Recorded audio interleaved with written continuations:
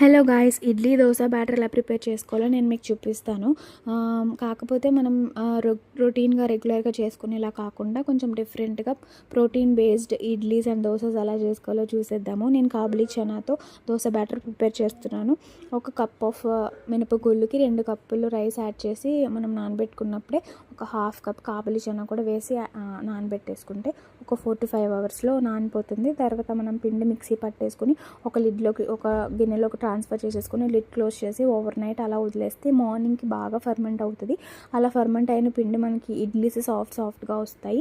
మనం రెగ్యులర్గా దోశ బ్యాటర్ అలానే ప్రిపేర్ చేసుకుంటాం కదా, సేమ్ అంతే ప్రాసెస్ అండి. కాకపోతే మనం కాబులి చనా యాడ్ చేసుకుంటాము అంతే.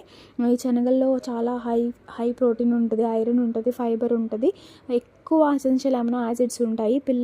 మోస్ట్లీ పిల్లలకండి వాళ్ళ మజిల్ గ్రోత్కి చాలా హెల్ప్ అవుతుంది.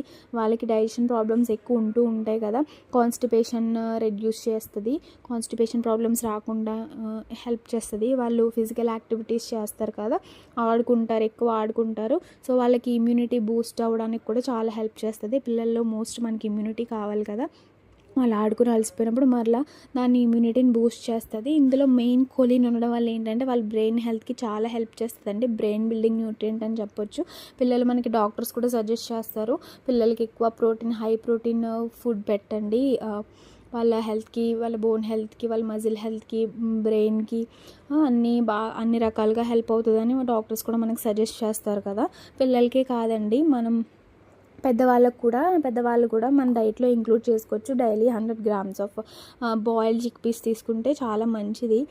విమెన్స్లో వచ్చేసరికి ఎక్కువగా హార్మోనల్ ఇంబ్యాలెన్సెస్ ఎక్కువ ఉంటూ ఉంటాయి కదండి. మనకి హార్మోన్స్ బ్యాలెన్స్ చేయడంలో చిక్ పీస్ చాలా హెల్ప్ చేస్తాయి. నార్మల్గా మనం ఒక 1 cup of boiled chickpeas తీసుకుంటే కనుక మనకి చాలా హెల్ప్ అవుతుంది. హార్మోనల్ ఇంబ్యాలెన్సెస్ ఉన్న, మెన్స్ట్రుయేషన్ టైంలో మనకి ఇంబ్యాలెన్సెస్ ఉన్న వాటికి చాలా హెల్ప్ అవుతుంది. స్కిన్కి కూడా చాలా మంచిది. కొలాజిన్ ప్రొడ్యూస్ చేయడంలో చాలా హెల్ప్ చేస్తుంది. ఎక్కువగా మనకి ఫైన్ లైన్స్, ఫ్రింకిల్స్ వస్తూ ఉంటాయి కదా, వాటిని రెడ్యూస్ చేయడంలో కూడా చాలా హెల్ప్ చేస్తాయి. రెగ్యులర్గా మన డైట్లో కనుక మనం చిక్ పీస్ని యాడ్ చేసుకుంటే చాలా హెల్త్ బెనిఫిట్స్ అవి ఉంటాయండి. నార్మల్గా పచ్చివి అయితే మనం తినలేము, వాటిలో ఇంకా హై ప్రోటీన్ ఉంటుంది. నార్మల్గా ఇట్లా బాయిల్ చేసుకుని కానీ, ఇప్పుడు నేను చూపించిన విధంగా దోశ బ్యాటర్లో, ఇడ్లీ బ్యాటర్లో వేసుకుని తింటే మనకి చాలా హెల్తీగా ఉంటుంది. ఇక్కడైతే ఇడ్లీస్ అయితే ప్రిపేర్ అయిపోయి చాలా సాఫ్ట్గా వచ్చి చూడండి. దోశస్ కూడా వేసి చూపిస్తున్నాను. మీరు కూడా తప్పకుండా ట్రై చేయండి. ఒకసారి ట్రై చేయండి, మీకు కూడా నచ్చుతుంది తప్పకుండా. పల్లి చట్నీతో నేను సర్వ్ చేసుకుని తిన్నాను, చాలా బాగా టేస్ట్ కూడా చాలా బాగుంది.